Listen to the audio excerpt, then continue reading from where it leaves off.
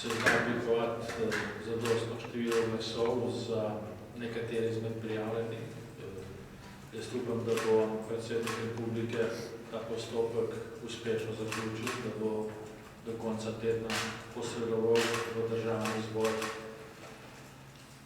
listo kandidatov za 2 ustavna sodnika. Katere pa sta vaše na probleme? No, jaz mislim, da je prav, da morda koga potem nadaljevanju postopka ne diskreditiramo, da pač to javno ne obelodanimo. Prepuščam predsedniku, da bo pač na osnovi razgovorov s poslanskimi skupinami pač ocenil, katera 2 sta tista, ki uživata največ podpore in da bo ta predlog tudi posredoval. Izjasnevanje o posameznih kandidatih, mislim, da ta trenutek ni ravno primernejše, ker ne vem, kako se bo nadaljevalo postopek. Glede na to, da se nadaljuje še s 4 kandidati, treba še predlagati 4 kandidate za ustavno sodišče v nadaljevanju v drugi polovici leta ali po začetku prihodnega leta. Se mi zdi, da je smiselno, da ta hip ne gremo kot poslanska skupina z imenom. Ampak ta 2 kandidata, oziroma tiste kandidate, ki se zdaj nakazuje, da bi lahko dobili zadostno število glasov v parlamentu, bi se tudi SDS strinjala, da bi glasovala za nje?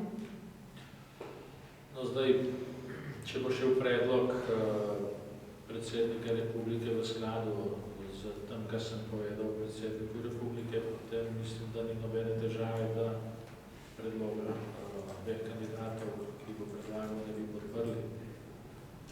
Mislim, da naših 20 glasov najbolj bo še kdo, ki ne bo problema, da dobimo to 46 za izvolitev.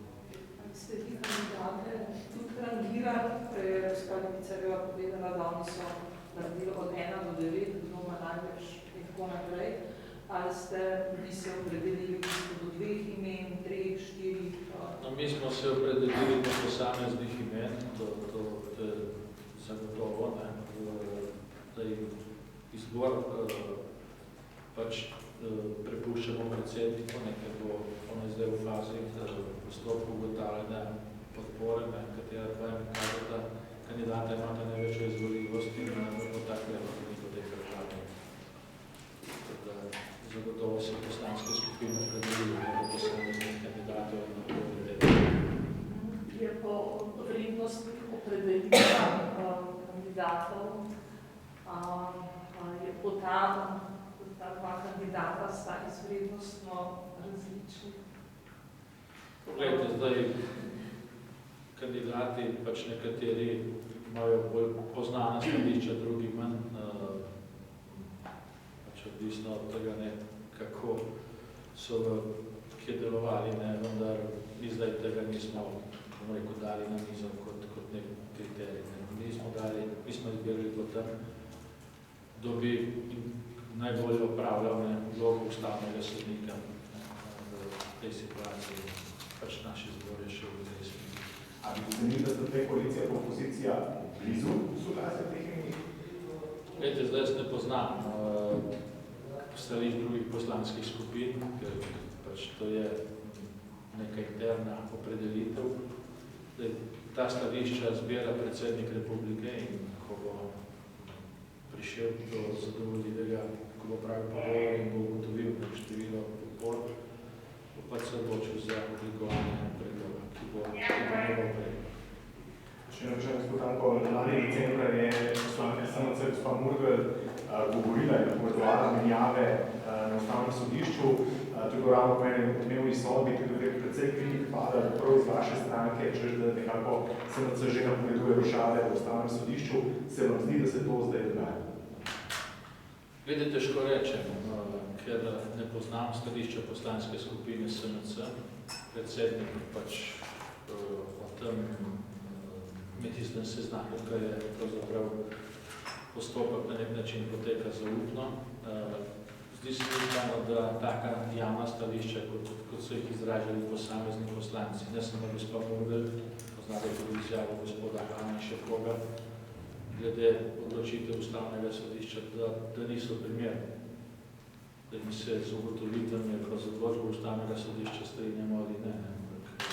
Da vam napovedovati nekako bomo naprej postavili postopek in usmerjali na izbiro samo tako, da bo dejansko se to Ustavno sodišče nagnilo v neko smer najboljši primerno.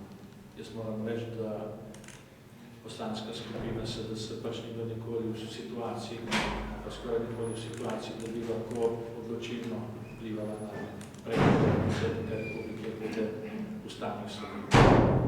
Prejšnji predsednik Republike, dr. Turk, je pač naredil neki izbor po teh pogovorih in Ustavno sodišče je pač oblikovano tako, kot je bilo takrat potrebna večina v državnem zboru. Da bomo gre zdaj za to, da bi nekaj politik način počeli, pa treba da bi nekaj zadostno podporo računati na zdravo pamet, tudi v poslanskih skupinah. Hvala lepa.